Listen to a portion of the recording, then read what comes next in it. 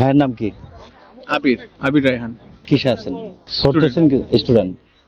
Rikta Chowdhury, medical technologist. আচ্ছা, very good. একটা vocabulary প্রশ্ন ছিল আপনাদের কাছে। আচ্ছা, ব্যাং, BANG, ব্যাং, ব্যাং মানে কি মনে আছে?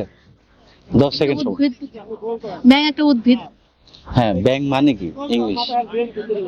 ব্যাং মানে হচ্ছে ইংলিশ, মানে যেমন ক্যাট মানে বিড়াল, আচ্ছা, এরকম ব্যাং মানে কি BANG। ব্যাঙের ইংলিশটা যেন কি? আমি তো ভুলে গেছি ব্যাঙের ইংলিশ কি। ব্যাং, সরি এখন ঠিক ব্যাং মানে হচ্ছে প্রচন্ড আঘাত করা। কিভাবে মনে রাখতে পারি একটু বলবেন? এটা মনে রাখার টেকনিক দিবেন, আপনারা একটা দিবেন, আমরা একটা দেবো, আর দর্শক কমেন্টসে আবার দিবে। আচ্ছা আচ্ছা, প্রচন্ড আঘাত করা, এটাকে মানে আমরা অনেক কিভাবে মানুষ প্রকাশ হচ্ছে করতে পারি? রিলেশন করার পরে যখন আঘাত করে কাইন্ড অফ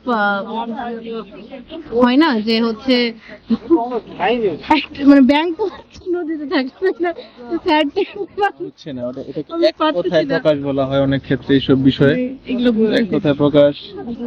আচ্ছা, একটু অ্যানাদার অন্য কোনো টপিক। আমরা একটা টেকনিক বলে দিই। ব্যাং, ব্যাংকে প্রচন্ড আঘাত করার পরেও মরে না। ব্যাং মানে প্রচন্ড আঘাত করা, মানে এইভাবে একটা মনে রাখতে পারি। আরেকটা বাউ, BOW, বাউ বাউ? মানে কি? BOW, বাউ, ই ও W, বায়ু বা বাঘ এরকম টাইপের বাউ, বাউ মানে কি? পাও। আপনার এই ওয়ার্ডগুলোর সাথে আমি প্রথম মনে হয়। আচ্ছা, যাই হোক, বাউ মানে হচ্ছে নত করা। এখানে একটা মনে রাখার টেকনিক দিবেন যে সবার জন্য মনে থাকে। মানে মানুষের কাছে নত হওয়া। নত করা, তো করা। যেমন হচ্ছে আমাদের রেসপেক্টফুল কোনো পার্সন থাকলে তাদের কাছে আমরা নত হই, বা কাউকে যদি আমরা খুব বেশি ভালোবাসি তাদের কাছে আমরা নত হই। তাই কিরকম, যেমন আমি ওকে ভালোবাসি, ওকে পাওয়ার জন্য আমিও সবসময় নত হব, এরকম টাইপের। হ্যাঁ, কিন্তু বাউ দিয়ে কিভাবে মনে রাখবো? বাউ যদি ইংলিশে উচ্চারণ করতে চান ভুলবশত কিন্তু আমরা বউ বলে ফেলবো। হুম। BOW, বউ। রাইট।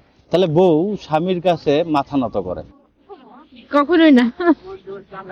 এটা হয়? না না না, এটা কখনোই হয় না। বিয়ের পরে তো করেই।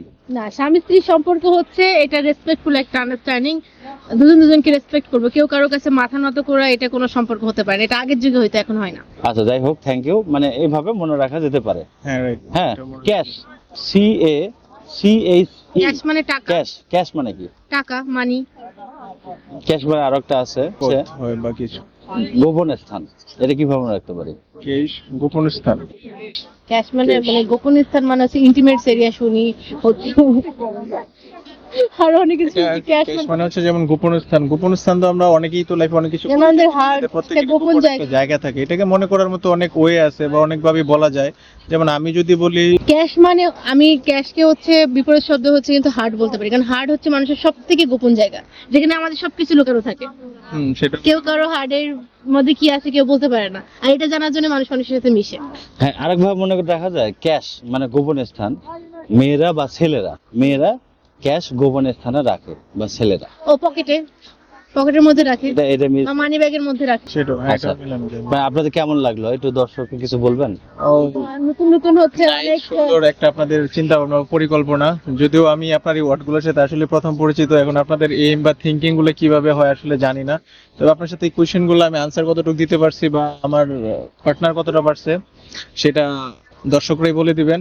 আর হচ্ছে যে আপনারা চালিয়ে যান, এটা করেন, ডেফিনেটলি খুব ভালো একটা উদ্যোগ এবং খুব ভালো লাগছে। Thank you so much. আপনি কিছু বলেন? ওটাই সেম, এগুলোই বলতাম। আচ্ছা, ভালো লাগছে। ওকে, থ্যাংক ইউ। Bye.